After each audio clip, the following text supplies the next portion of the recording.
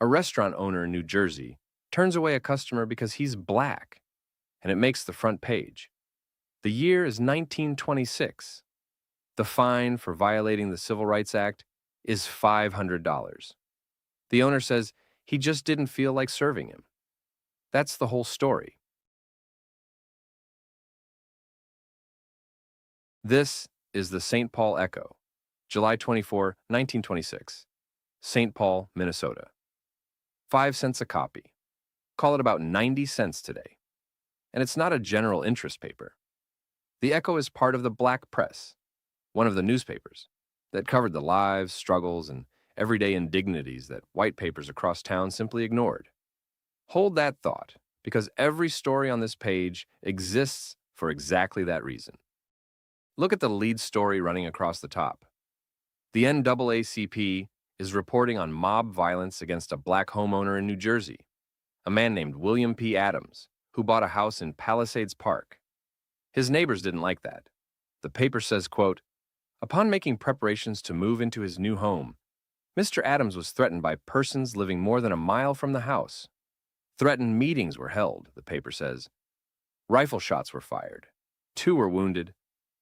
And the local police? They charged Adams himself with possession of a weapon. He'd bought the house legally. He tried to move in. And somehow, he ended up the one arrested. That gap between what happened and who got charged is the whole story in one sentence.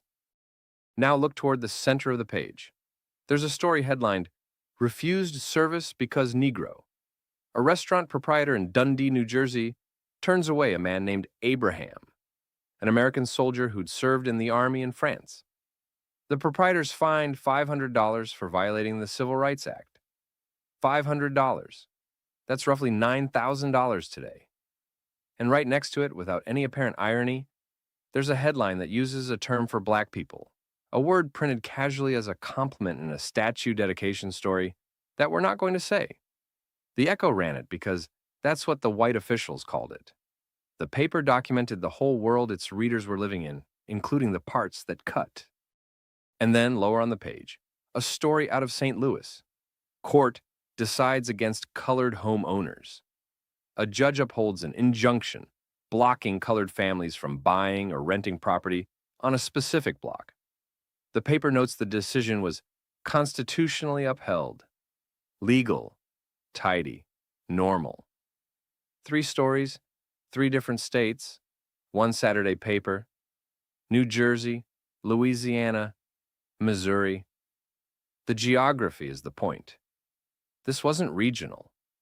It was the architecture of the country.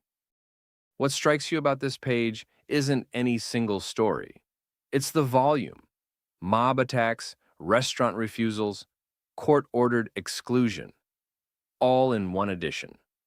All treated as news rather than outrage. Because for the Echo's readers, this was simply what the week looked like. The paper existed because no one else was writing it down. Another front page tomorrow. If this one stayed with you, subscribe. We're here every day.